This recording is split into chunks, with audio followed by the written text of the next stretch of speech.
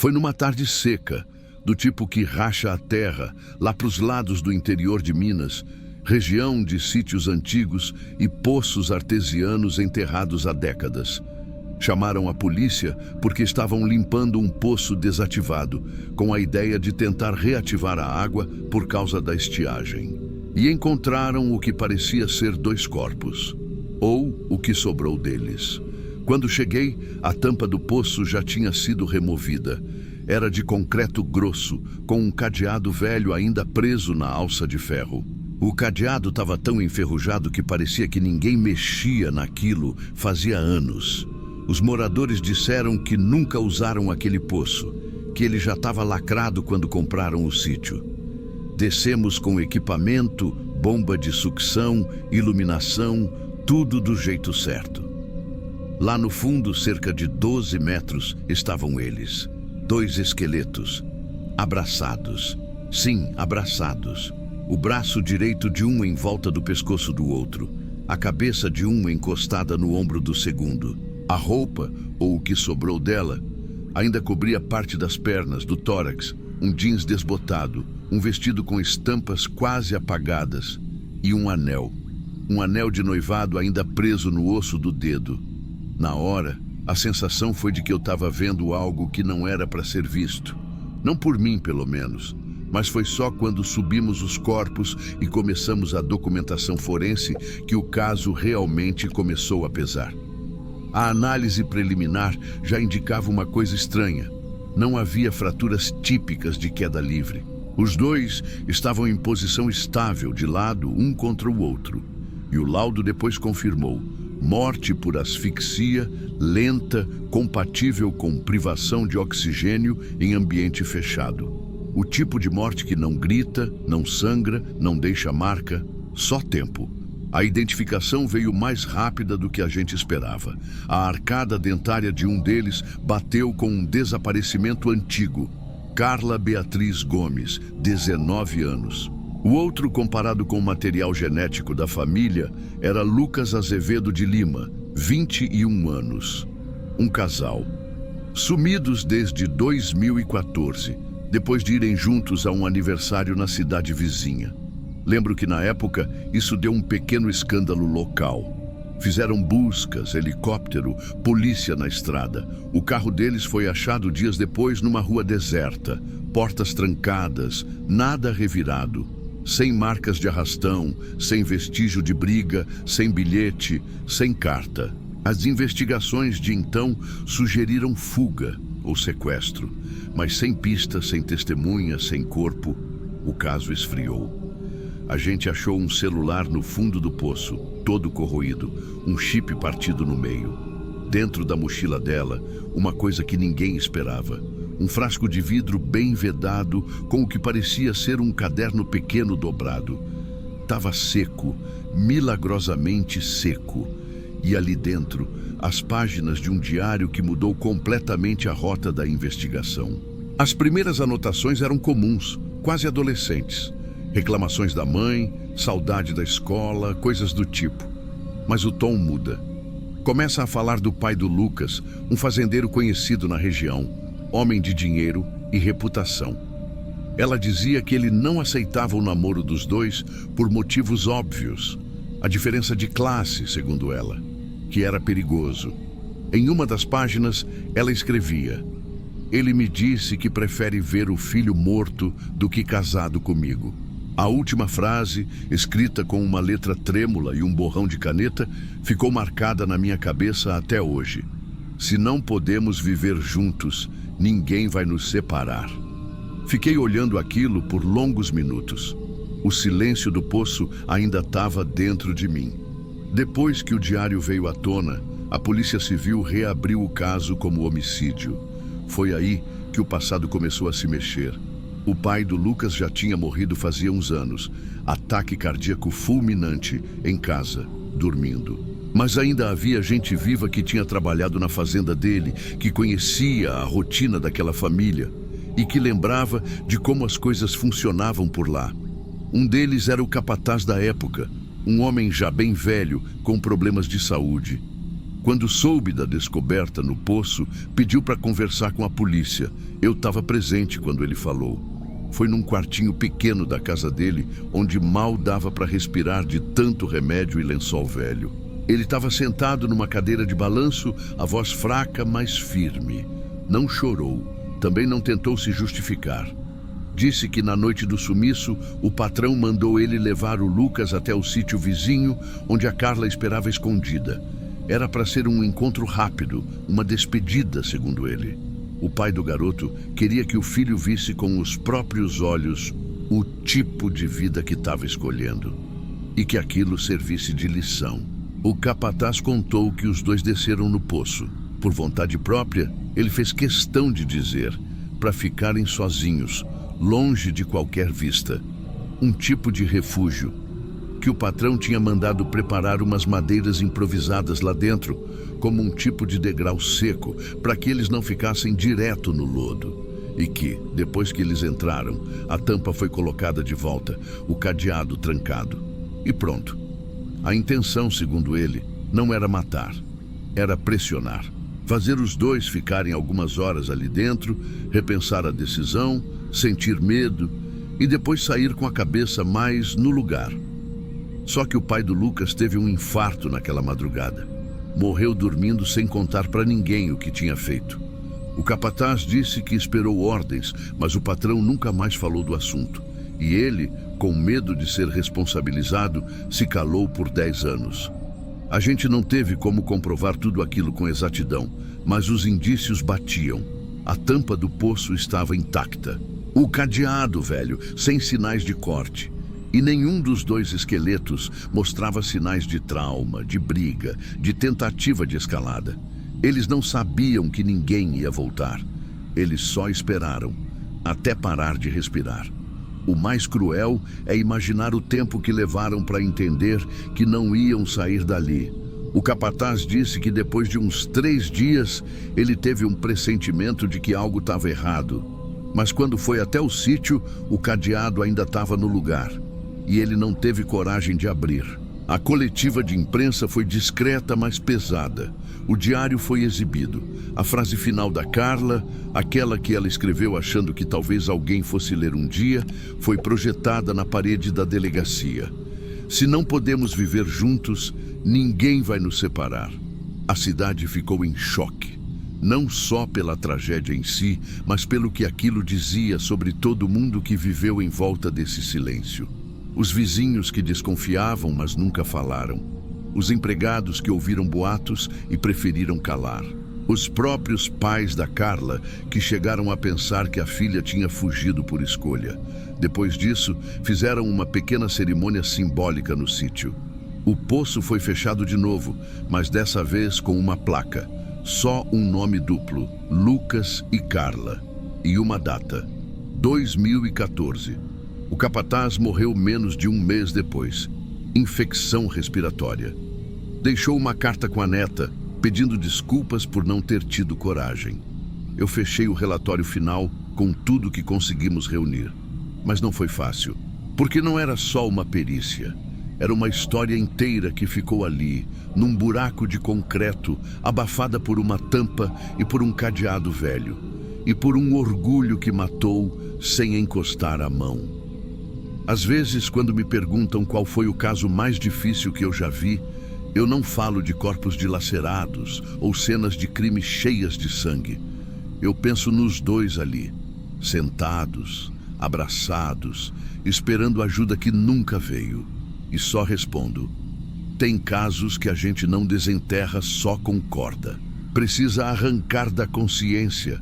Depois de ver 2 esqueletos abraçados no fundo de um poço, eu achava que nada mais ia me surpreender. Até descobrir que tem gente que assiste um relato desses e vai embora sem deixar nem o like, se inscreve, ativa o sininho. Aqui tem relato novo todo dia e nenhum deles é leve, eu garanto.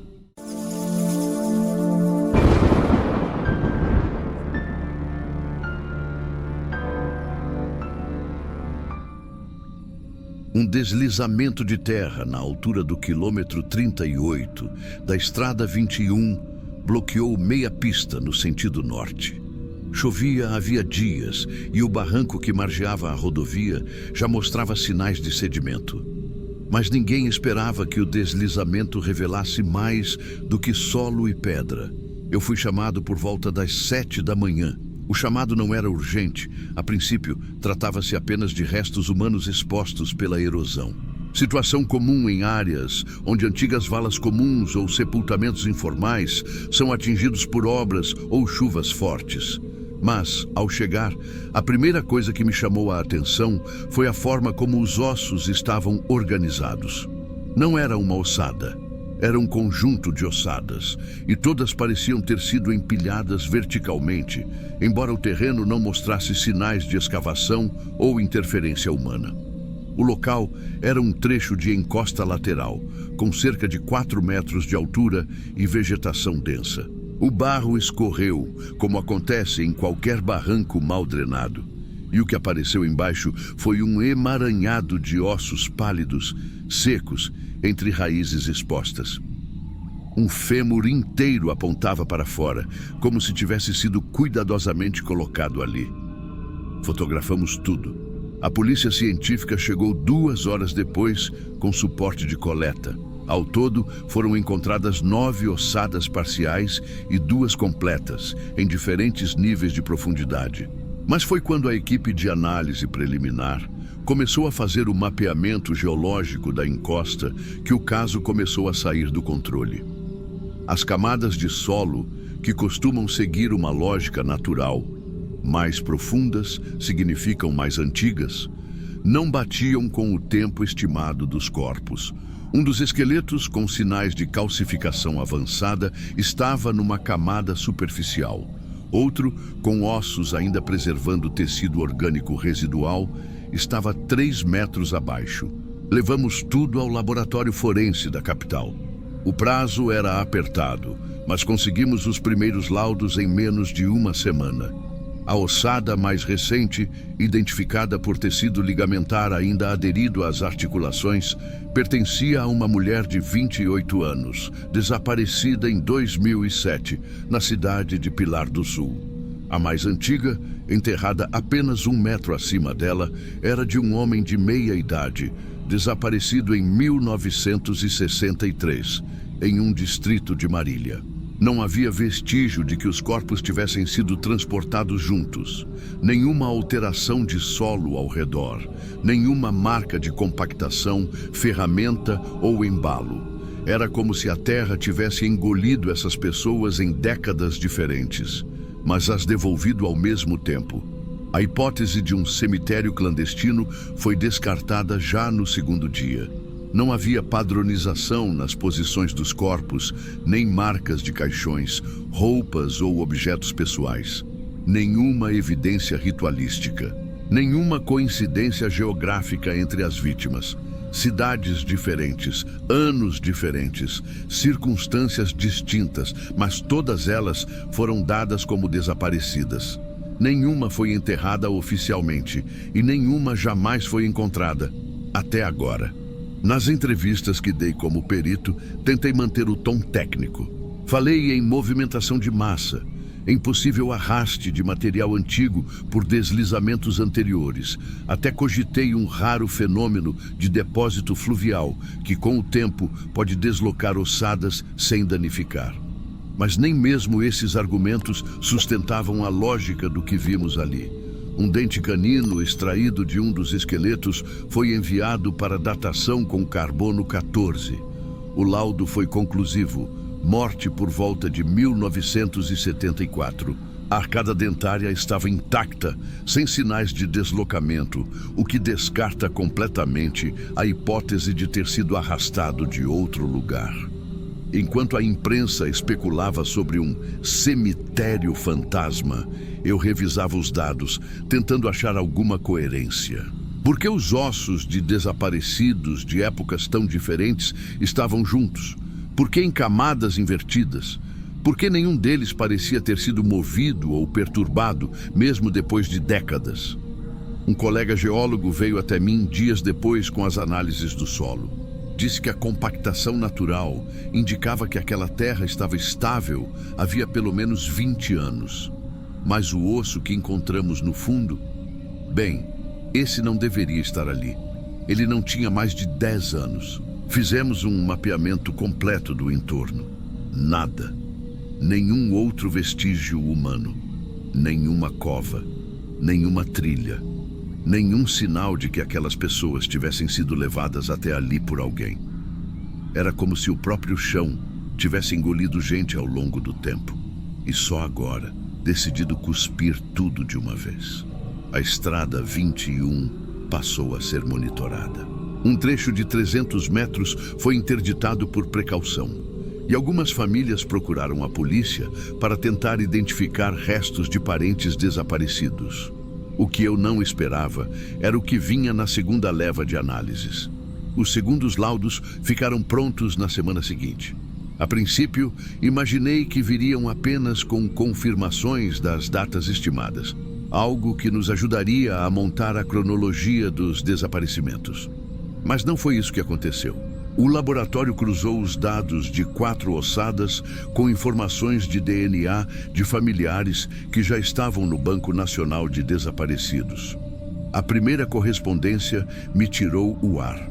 Um menino, 11 anos, desaparecido em 1992, em Bauru. A segunda, uma senhora, 74 anos, desaparecida em 1981, em São João da Boa Vista. A terceira, um homem, 35 anos, desaparecido em 2001, em Limeira. A quarta, essa me pegou diferente. Uma adolescente, 15 anos, desaparecida em 1988. Nunca encontraram nem a mochila. Todos estavam ali, no mesmo ponto do barranco, separados por décadas. O que começou a me incomodar foi o detalhe que não constava em laudo nenhum, mas que todos da equipe sabiam de cabeça. Nenhuma das camadas de solo apresentava sinais de perturbação. Para alguém colocar corpos ali, teria que abrir, enterrar, cobrir, esperar décadas. E fazer isso sucessivamente, com uma precisão absurda, como quem planta algo por décadas seguidas no mesmo canteiro, sem nunca deixar vestígio. Era inviável. Começamos a estudar o comportamento da encosta ao longo dos anos. Pegamos imagens de satélite, relatórios da prefeitura, boletins da Defesa Civil. Nada indicava que aquele trecho tivesse sofrido qualquer intervenção humana nos últimos 40 anos. A vegetação era contínua, a erosão era superficial. Não havia indícios de movimentação de terra profunda. E os corpos, os corpos estavam posicionados como se sempre tivessem estado ali. Sem vestígio de trauma, sem roupa, sem identificação, mas em ordem. Como em um arquivo antigo sendo lentamente fechado. Comecei a sonhar com isso. Uma das coisas que nunca consegui explicar e que nem coloquei no relatório foi a presença de pequenos amuletos de ferro junto a 3 das ossadas. Um era uma cruz feita de arame, outro parecia um pedaço de chave, e o terceiro, sinceramente não sei. Parecia um gancho, enferrujado, pequeno, preso entre as costelas. O ferro não bate com objetos comuns. Não era chave de casa. Não era material de obra. Estava por tempo demais enterrado, mas em pontos diferentes. Como se tivesse funcão, não valor. Falei disso com uma arqueóloga amiga. Ela disse que objetos simbólicos às vezes são usados em práticas regionais de sepultamento informal. Mas também admitiu que tudo aquilo estava estranho demais para ser explicado por práticas humanas comuns. Na 8ª semana, uma das antropólogas que ajudava na triagem me chamou de canto. Ela havia reorganizado a disposição das ossadas com base nas camadas do solo e nas datas de desaparecimento. Algo nela estava tensa, tremia. Você percebeu a simetria? Ela perguntou, me mostrando a prancheta. Olhei de novo. Os esqueletos mais antigos estavam mais ao fundo, mas desalinhados com a cronologia do solo. Os mais recentes surgiam próximos à superfície, mas em camadas inversas. Era como se o tempo não tivesse descido em linha, mas em espiral. Eu tentei manter a calma, mas já não havia argumento técnico que explicasse aquilo. Fizemos uma última varredura com georradar no entorno. Nada. Nenhum outro vestígio de sepultamento. Naquele dia, antes de ir embora, eu voltei sozinho ao ponto do barranco. Chovia fino. O barro já havia secado em parte, mas a encosta ainda tinha marcas da erosão. O cheiro de terra úmida misturava com algo metálico, difícil de descrever. Fiquei ali parado, olhando, tentando entender. Foi quando me veio a sensação estranha, não de medo, mas de presença, como se algo ali estivesse aguardando. A imprensa já chamava de o cemitério da Estrada 21, mas os peritos sérios sabiam. Aquilo não era um cemitério. Cemitérios têm ordem, intenção, cronologia. Ali não tinha nada disso. Era um erro no tempo, uma falha discreta no tecido da realidade, como se o solo tivesse absorvido fragmentos de histórias que deveriam estar longe umas das outras. Mas por algum motivo foram deixadas ali, sem conexão aparente, sem padrão, mas ao mesmo tempo perfeitamente encaixadas. Um dos últimos relatórios que assinei trazia essa frase, que deixei no final sem explicar. Algo que me veio quando olhei de novo para a distribuição das ossadas. Todas pareciam ter sido colocadas ali, não por coincidência nem por crime, mas por alguma coisa que esperava que fossem encontradas. Exatamente ao mesmo tempo. Eu sei como isso soa, e não tenho nenhuma prova objetiva que sustente essa ideia. Mas há anos trabalho com corpos. Já vi o que o tempo faz com ossos, com solo, com matéria orgânica. Já vi decomposições em todas as fases e reconheço padrões com facilidade. Mas ali não havia padrão, havia intenção. Alguma coisa manteve aquelas pessoas juntas. E quando a terra cedeu, foi como se ela tivesse decidido que era a hora. Talvez não tenham enterrado aquelas vítimas. Talvez tenham guardado.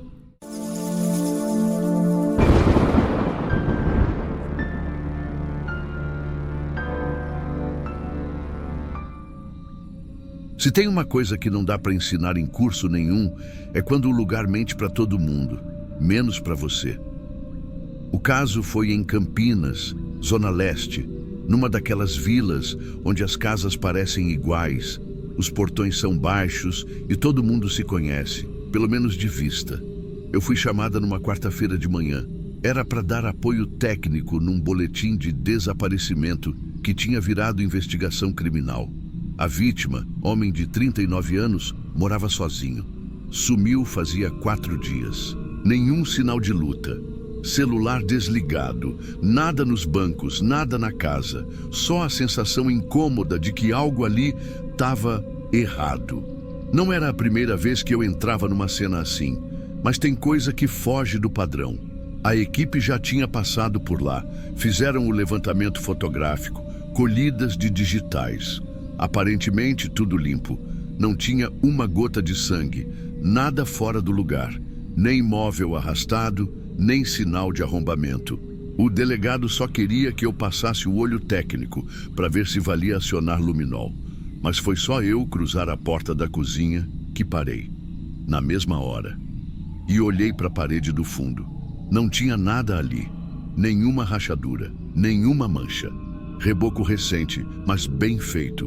Pintura ainda cheirando a nova, mas o que pegou foi o cheiro. Não era forte, não era nem constante, mas em determinados momentos, quando o vento parava, quando a respiração assentava, tinha algo ali. Um cheiro metálico, abafado, quase imperceptível, mas que para quem trabalha com morte é como um alarme disparando dentro da cabeça. Pensei comigo, isso aqui não é produto de limpeza, isso não é tinta fresca, isso é errado. O policial civil que estava comigo riu. Disse que era coisa da minha cabeça, que a casa tinha sido lavada 2 dias antes pela irmã da vítima, que era cheirinho de desinfetante de pinho-sol. Mas eu não discuti, só pedi para aplicar o luminol naquela parede.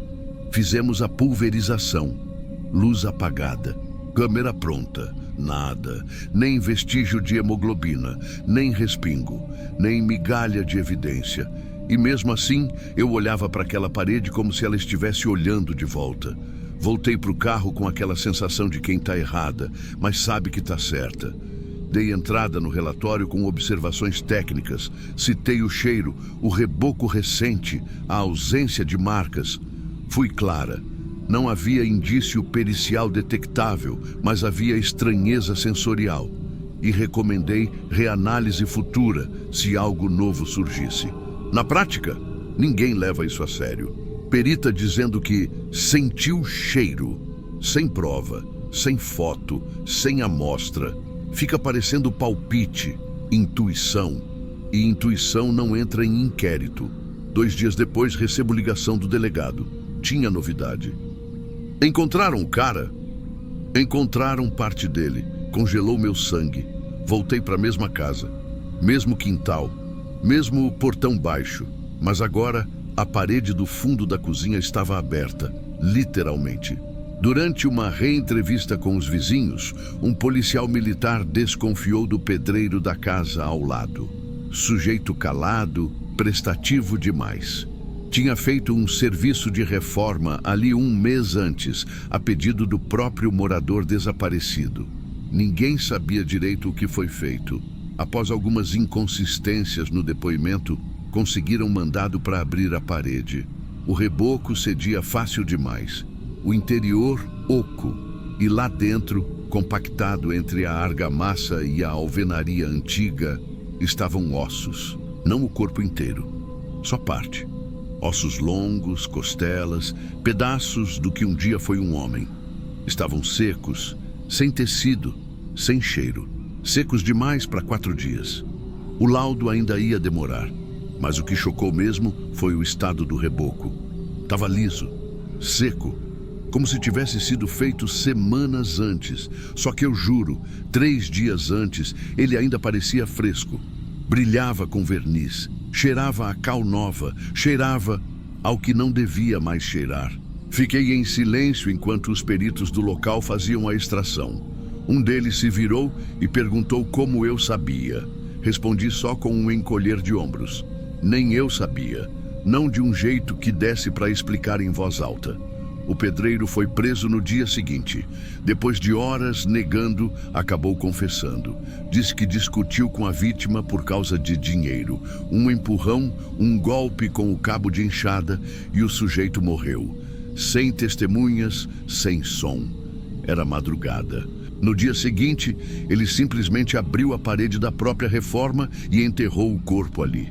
Rebocou de novo, passou cal, limpou tudo com água sanitária.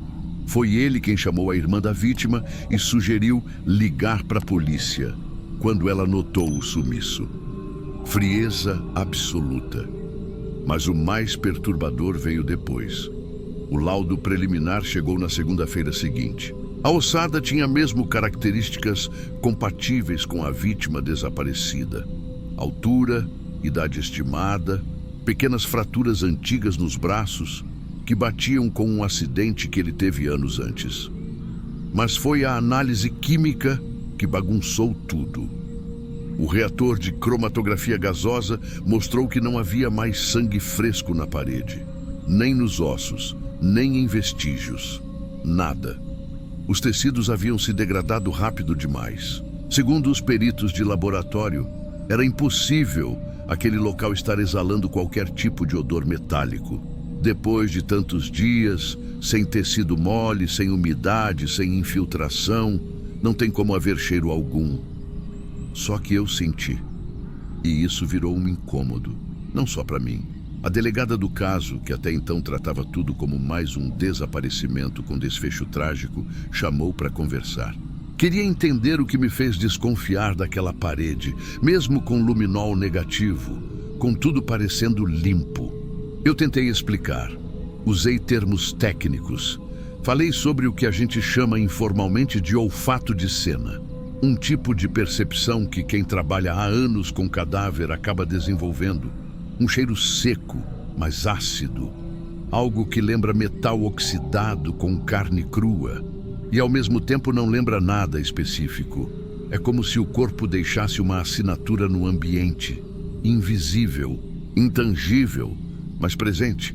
Ela me ouviu com respeito, mas eu percebi no olhar. Para quem não vive isso, parece superstição. O pior foi na corregedoria. Sim, porque abriram um procedimento interno para verificar se eu tinha acessado alguma informação privilegiada antes da polícia descobrir o corpo. Queriam saber como uma perita, sem prova alguma, apontou o local exato da ocultação. E por que, mesmo com luminol negativo, eu insisti na parede. Foi um período de silêncio. A equipe não comentava. Os colegas começaram a me tratar com aquele respeito desconfortável. Aquele que a gente dá para quem parece saber mais do que deveria. Mas foi aí que uma coisa me pegou de verdade. Recebi, por WhatsApp, uma mensagem da irmã da vítima. Ela tinha conseguido meu número por um colega. Pediu desculpas pela intromissão e agradeceu pela insistência. Mas o que me abalou foi o que ela disse no final da mensagem. Eu achei que estava ficando louca. Porque na primeira vez que entrei na cozinha, dias depois que ele sumiu, eu senti um cheiro estranho também. Pensei que fosse produto de limpeza azedo. Mas o cheiro ia e vinha, como se não quisesse sumir. Ela também sentiu, sem formação forense, sem treino técnico, mas sentiu. Isso me deixou em silêncio por dias. O assassino, o pedreiro vizinho, ainda não tinha advogado fixo. Estava na cadeia, em cela provisória. Um colega da equipe de perícia me contou que ele perguntou, com frieza, como a polícia tinha descoberto onde exatamente estava o corpo. Quando disseram que foi por causa de um cheiro, ele riu. Disse, impossível. Eu reboco parede desde os 15 anos. Eu usei massa nova, água sanitária, dei tempo de secagem. Não deixei nem ar dentro da parede, nem os ratos iam achar. E essa frase ficou comigo. Nem os ratos iam achar. Eu não conseguia dormir direito. Voltei à cena semanas depois, já sem farda, só para ver. A casa estava trancada, placa de vende-se no portão. O número da rua tinha sido trocado, tentativa da família de apagar o passado. Mas ao encostar no portão, mesmo de fora, juro, me veio aquele cheiro, fraco, passageiro, mas real. Não falei nada com ninguém, não anotei isso no relatório, não citei em lugar nenhum. Porque se tem uma coisa que o mundo não aceita bem, é quando a ciência falha. Quando só você percebe e ninguém mais. Fiquei meses remoendo isso. Na formatura de uma turma nova de peritos, um dos professores me convidou para dar palestra. Eu recusei. Ele insistiu.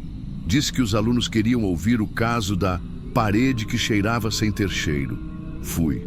No fim, uma aluna me perguntou o que eu achava que tinha acontecido. Se era sobrenatural. Se a casa avisou, se o corpo gritava por socorro, mesmo depois de morto.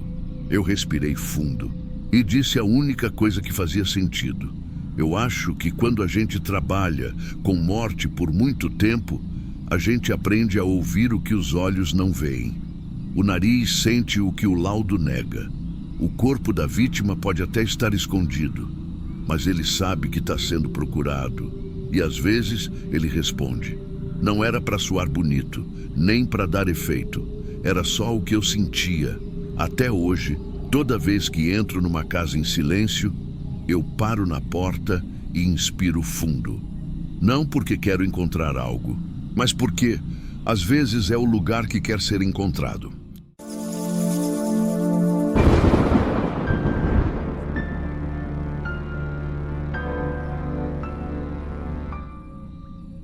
A porta estava trancada por dentro, janela fechada. Nenhum sinal de arrombamento, nem nada fora do lugar. Só o corpo dela ali, estirado no chão do quarto, perto da cama. Uma poça de sangue já seca, como se o tempo tivesse parado ali. E só tinha uma coisa mais estranha do que tudo isso. Não tinha uma pegada sequer no chão. Nenhuma. Nem um rastro na poeira do rodapé, nem digital na maçaneta, nem marca no tapete. Só ela, caída, morta. Eu entrei no apartamento com um sargento da PM e mais 2 colegas da perícia. A vizinha de baixo, quem chamou a polícia, disse que sentiu um cheiro estranho vindo do teto e que a moça não atendia o celular fazia dias. O síndico subiu com a gente, destrancou a porta com a chave reserva do prédio, mas foi aí que veio a surpresa. A chave original da moradora estava por dentro, encaixada na fechadura, como se ninguém tivesse saído, como se fosse um caso claro de suicídio. Mas não era. A primeira coisa que me incomodou foi o silêncio. O lugar estava limpo demais, organizado demais. Ela estava vestida como se tivesse acabado de voltar da rua, com a bolsa caída ao lado. O telefone sem desbloqueio recente, as notificações todas sem abrir. Mas o sangue não mentia. A cena parecia errada. Os respingos estavam virados para um lado que não batia com a posição do corte. A lâmina da faca, por exemplo, estava caída longe demais. O tipo de corte era profundo e, pela rigidez que já se instalava, a gente estimava mais de 48 horas. E foi ali que a gente começou a desconfiar. Não pelo crime em si, mas pelo fato de ele ser impossível de ter acontecido daquele jeito. A janela do banheiro dava para um fosso de ventilação. Era o único ponto possível de entrada, já que o resto da casa era murado por prédios vizinhos. Mas era daquelas janelas tipo basculante, pequena, com ferragem antiga e muita poeira acumulada nos cantinhos. Só que a poeira ali estava intacta. Ninguém tinha passado por ali, nem mesmo tocado. Aquela poeira dizia tudo. A porta da frente trancada com a chave por dentro. Nenhuma marca no chão, nenhuma impressão digital estranha, nenhum vestígio de pele ou suor em lugar nenhum que não fosse da vítima. Mas o corpo não caiu de forma natural.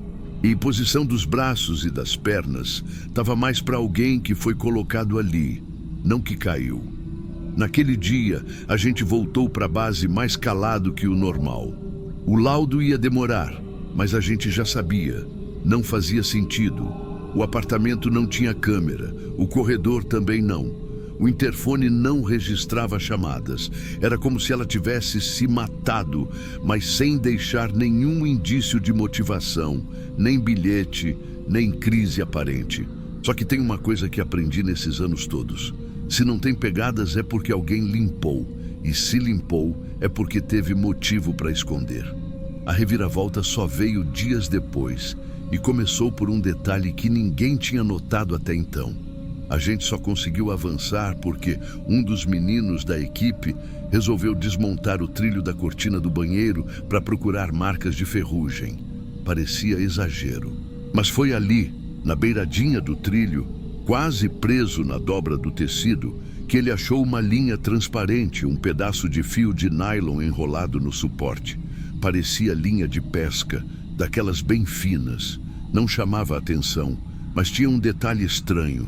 Estava coberto de um pó branco, quase imperceptível. Mandamos para o laboratório junto com as outras coletas. E alguns dias depois veio a primeira pista real. Aquele pó era resíduo de gesso, do tipo usado para rebocar parede ou fazer pequenos reparos. Isso podia ser qualquer coisa, ou podia ser tudo. A partir daí, voltamos no apartamento com outra cabeça. A vítima tinha trabalhado como designer de interiores, então fazia sentido ter material de obra por ali. Mas por que o fio com gesso estava escondido atrás da cortina do banheiro? Um dos técnicos teve uma ideia. Será que o fio tinha sido usado para puxar alguma coisa, tipo uma chave? E foi aí que a ficha caiu. No dia em que encontramos o corpo, a porta da frente estava trancada por dentro, com a chave ainda na fechadura pelo lado de dentro. Só que o trilho da cortina ficava quase alinhado com a direção da porta, e o fio tinha o comprimento exato para alcançar o batente. Ele poderia muito bem ter sido usado para puxar a chave de volta, depois de trancar por fora. Era um truque. O assassino trancou a porta por fora, usando uma cópia da chave. Depois, introduziu a chave original no buraco da fechadura, presa nesse fio, e puxou pelo vão da porta até deixá-la dentro, criando a ilusão de que ela nunca saiu dali. A gente testou. Reproduzimos o método com uma réplica da fechadura. Funcionava, e era silencioso, e tinha mais. Voltamos aos registros do celular dela. Um número apagado recentemente. Puxamos via operadora. Era do ex-namorado, que ela dizia já não ver há meses. Segundo os vizinhos, nunca mais tinha aparecido por lá. Mas não era bem assim. Uma câmera do quarteirão, da farmácia da esquina, registrou a silhueta de um homem entrando no prédio numa madrugada, 3 dias antes do corpo ser encontrado. A imagem era ruim, embaçada, mas dava para ver que ele calçava meias brancas, só meias, sem sapato. E isso bateu com outro detalhe. No fundo do armário do quarto, bem no canto, a gente encontrou um par de meias femininas sujas de sangue, dobradas, como se tivessem sido enfiadas ali na pressa. Eram meias da própria vítima, ele usou aquilo para não deixar pegadas, não pegadas dele. Com isso, a investigação deslanchou. A perícia achou traços do mesmo gesso que estava no fio, dentro da mochila dele, na casa onde morava. E ainda encontraram, escondido num porta-luvas, um duplicado da chave do apartamento dela. Era ele, o namorado, o mesmo que dizia que não havia há semanas. O mesmo que jurava ter virado a página. Matou por ciúmes, frio, sem barulho, com calma, planejado. A parte mais perturbadora, no interrogatório, ele só disse uma frase: eu entrei e saí sem deixar rastro. Só que ela nunca me deixou sair de verdade. Não teve grito, não teve luta, não teve arrombamento, só teve método. Um plano que quase passou batido. Quase. Mas o que entrega não é o crime em si, é sempre o que sobra. E dessa vez, foi um fio com pó de gesso preso na cortina. Se você escutou até aqui, agora me diz. E se a porta da sua casa também estiver trancada por dentro? Comenta aí o que você acha que faltou nessa investigação. E se quiser mais histórias como essa, onde o terror é real e invisível, se inscreve no canal, ativa o sino e compartilha com alguém que acha que está seguro. Aqui, até a ausência de pegadas deixa rastros.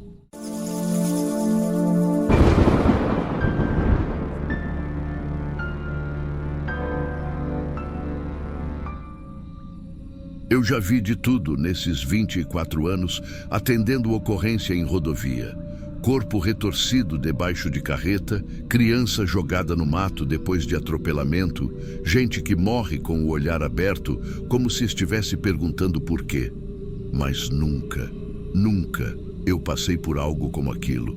Era uma terça-feira nublada, fim de julho. O chamado entrou às 5h32 da manhã. Quilômetro 211 da BR, trecho isolado, sem posto, sem casa, sem acostamento decente. A viatura já estava na pista desde as 4. Então eu e o motorista conseguimos chegar rápido. No local, só um corpo estendido de lado, bem na faixa branca. Nenhum veículo por perto, nenhuma marca de frenagem, nada. O tipo de coisa que me deixa mais incomodado do que os acidentes escancarados, quando parece que o corpo foi colocado ali, com calma, com zelo até. Homem, aparentemente entre 40 e 50 anos, roupa simples, chinelo, sem mochila, sem carteira, sem sangue visível, sem escoriação feia. Só de olhar, dava para perceber que o pescoço estava quebrado, mas não parecia ter sido arremessado, sabe? Estava todo certinho, como se tivesse se deitado ali. Eu fiz o de sempre. Fotografei com celular institucional e backup na Canon. Usei o GPS do tablet para marcar o ponto exato. Anotei o horário, 5h43. Acionei o rabecão do IML da cidade vizinha, que costuma levar 1h30 a 2 para chegar nesse trecho. Enquanto isso, montei aquele pequeno perímetro com fita amarela. Não havia testemunha, nenhum carro parando, nenhum som, só o barulho de pneus na pista distante. A gente ficou esperando ali. 2 horas depois, o motorista do Rabecão ligou, dizendo que estava próximo. Pedi para ele parar do lado direito da pista, como sempre. Caminhei até o meio-fio improvisado para guiar o carro. Foi aí que percebi. O corpo não estava mais lá. Pensei que talvez o motorista da viatura tivesse mexido por algum motivo. Gritei. Nada. Olhei para o chão. Sem marcas de arrasto, sem sangue, sem pegada, nada. Só o vazio. O vazio onde o corpo tinha estado. Minhas pernas ficaram bambas. Revirei o mato, procurei com lanterna, nada. Absolutamente nada. Aquilo não fazia sentido. Quando o Rabecão chegou, eu só consegui dizer: sumiu. O motorista achou que era brincadeira, depois achou que era surto. Eu mostrei as fotos, mostrei o horário. Ele ficou branco. Voltamos os dois até o ponto exato. Só o silêncio. Nem bicho fazia barulho. A fita ainda estava lá, intacta, mas o corpo tinha desaparecido. Na volta para a base, eu senti um negócio no estômago que não sei descrever. Não era medo. Era uma espécie de vergonha misturada com raiva. Eu sabia o que eu tinha visto, sabia o que tinha fotografado, sabia o protocolo. E mesmo assim, eu estava voltando sem corpo. Na hora do relatório, hesitei. Escrevi. Chegada ao local às 5h37. Corpo masculino adulto encontrado em posição lateral, sobre a faixa de rolamento, sem sinais aparentes de violência externa. Fotografia e geolocalização realizadas. Corpo não localizado no momento da chegada da equipe de remoção às 7h41. O papel parecia zombar de mim. No dia seguinte, eu fui chamado na coordenação. Queriam entender se tinha sido erro de localização, confusão de quilometragem, troca de pista. Eu levei todas as fotos. Mostrei o ponto exato no GPS. Mostrei a hora da foto, o registro da ligação para o Rabecão. Tudo conferia. Mas como explicar que o corpo desapareceu sem deixar rastro? Fui liberado, mas com um peso no peito. Ninguém disse abertamente, mas eu sei como as coisas funcionam. Vão duvidar, vão cochichar, vão achar que eu dormi, que fotografei um bêbado que se levantou e foi embora, que inventei, que errei. 3 dias depois, eu estava de folga quando recebi uma mensagem no grupo da equipe. Um corpo foi encontrado por um motorista de ônibus, deitado no acostamento do quilômetro 272 da mesma BR, 60 quilômetros adiante, mesmo lado da pista. Quando vi a foto, minhas mãos tremiam. Era ele, mesma roupa, mesma posição, mesma inclinação do pescoço, mesmo ângulo do braço esticado. Fui até lá no mesmo dia. Precisava ver com meus próprios olhos. Aquela cena. Parecia que tinham pegado minha fotografia e colocado no mundo real, como se alguém tivesse copiado a imagem e colado no lugar errado. Nenhuma marca de arrasto, nenhum sinal de bicho, nenhum trauma adicional. Nada. O mais perturbador, a posição da cabeça, do braço, da perna, era idêntica. Até os fios do cabelo no rosto pareciam os mesmos. O corpo foi recolhido dessa vez. Veio para o IML com um laudo completo. Eu pedi para acompanhar a necropsia. Disseram que a morte foi por trauma cervical, que o horário estimado do óbito foi entre 5h30 e 5h45 da manhã, 3 dias antes. Exatamente o intervalo em que eu tinha tirado as fotos. Mas como ele foi parar 60 quilômetros adiante? E por quê? Eu fiquei uns segundos em silêncio dentro da sala gelada do IML, encarando o laudo. A médica legista tinha uma expressão impassível, dessas que não denunciam nada, nem dúvida, nem certeza. Ela só repetiu: a morte ocorreu entre 5h30 e 5h45 da manhã no dia tal.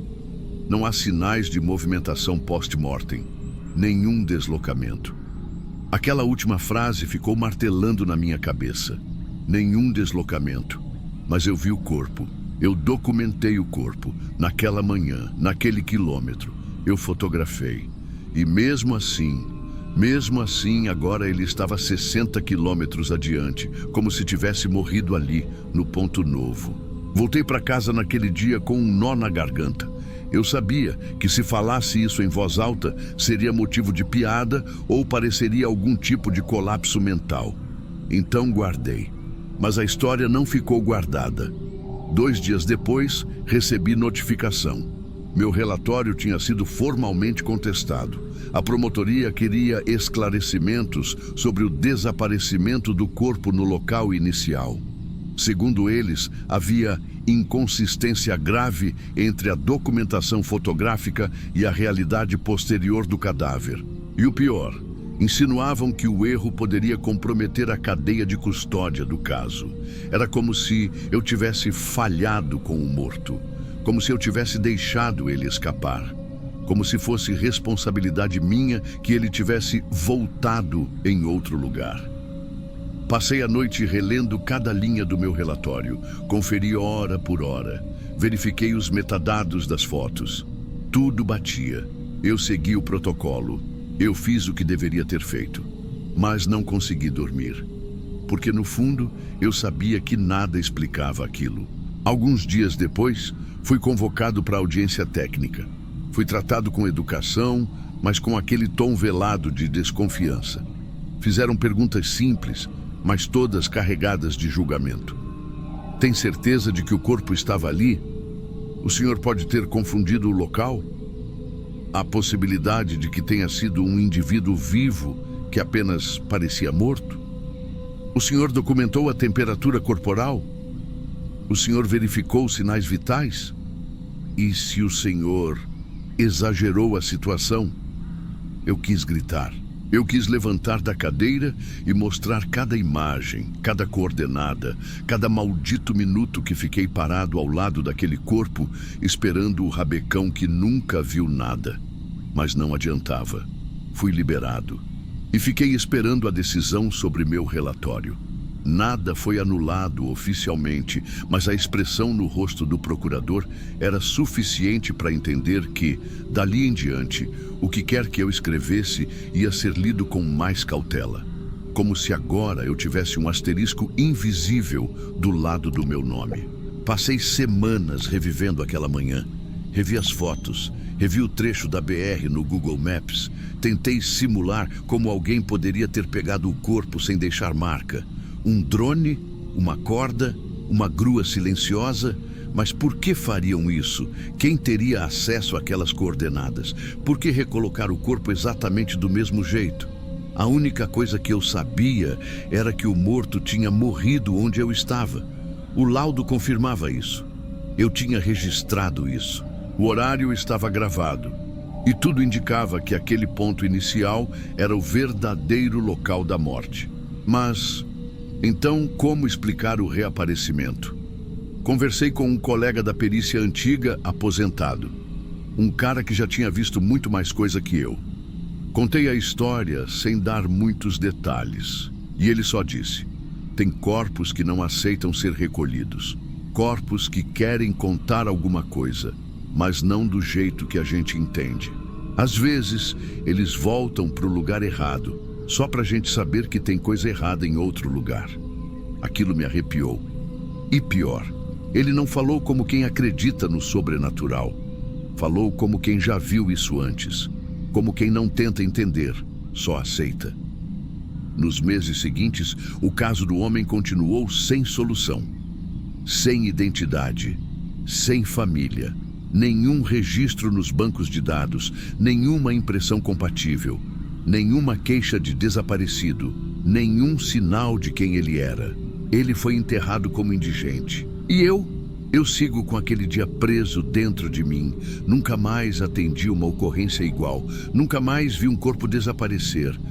Mas também nunca mais consegui confiar 100% no que meus olhos veem.